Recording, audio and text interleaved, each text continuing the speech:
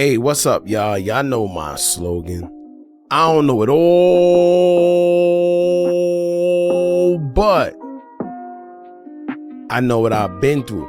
Now, before we get into this video, please make sure you head on down to Instagram and follow us on our official Instagram page at hookah_anonymous.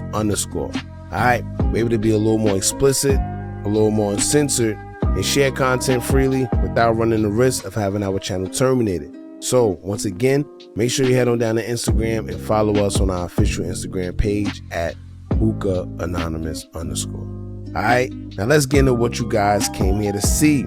Now, a Chicago woman has been charged in the brutal killing of her landlord, who was found dismembered in a freezer after she was served with an eviction notice. Now, Sandra Kolalou, 36, is charged with first-degree murder and concealment of a homicide in the death of her 69-year-old landlord, Francis Walker.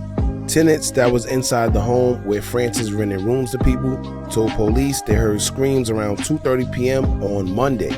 They then text Walker and got a reply, but police say that those messages came from Kolalou instead of Francis. When officers arrived at the home, they saw Kolalou walking toward a tow truck paid for by Francis Walker's credit card, police said. Now, she allegedly asked the tow truck driver to take her to Foster Beach, where her car was, so it could be towed. The tenants were concerned about the driver's safety, so they made sure they exchanged numbers with the driver because even the tenants feared her as well. Now, the tenant that called the police let it be known that the suspect carried a heavy-looking bag to the tow truck as well. Now, the police learned later that the suspect dumped the heavy-looking bag in the garbage can 3 miles away from the house at the beach.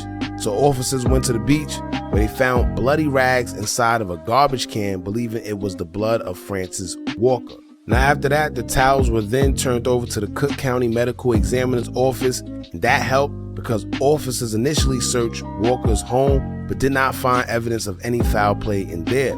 Now, when they checked the missing woman's home for the second time, they found her remains in a freezer.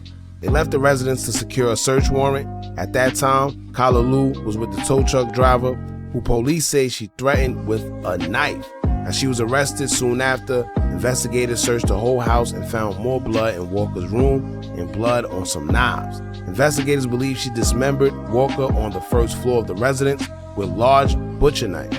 Suspect denies any involvement, and now she still remains in custody.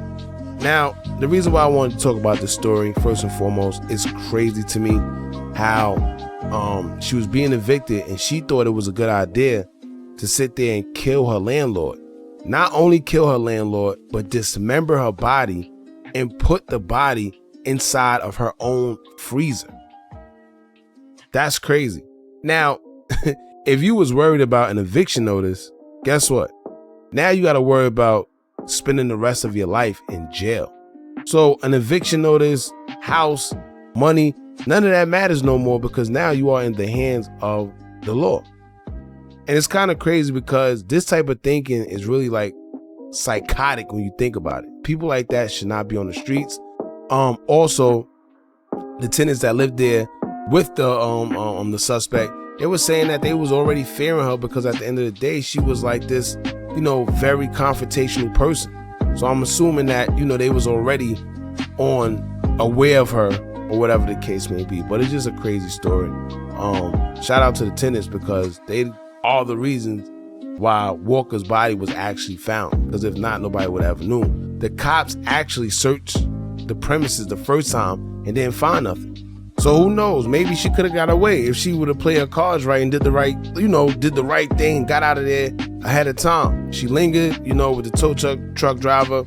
The tenants, they actually got the number from the driver, and shout out to the driver as well because he was the one that let the cops know that she dropped a large garbage bag in the garbage can. Like I said, if certain things didn't play its part the way it was supposed to, then who knows? She probably would have got away with it. But this is definitely a sad story. The lady was 69 years old. Where do you get off killing a 69-year-old woman, man?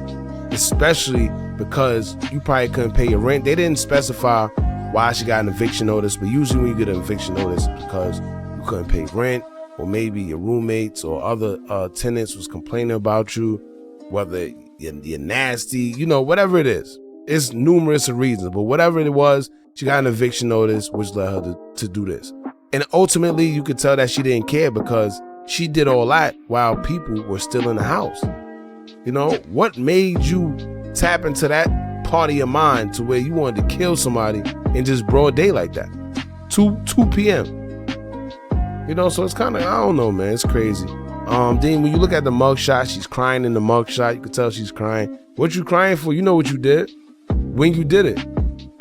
You know what you did when you did it. And not to mention, this had to be premeditated. It had to be. Nobody just wakes up and say, I'm gonna kill this person and dismember their body and put it in the freezer. You know, you are, anyway. Y'all jump in the comments, let me know how y'all feel about this. Don't forget to like, comment, share, and subscribe. Hit that bell so you're notified every time we drop new content. And remember, as long as you keep on watching, I'm gonna keep on dropping. And I'm out.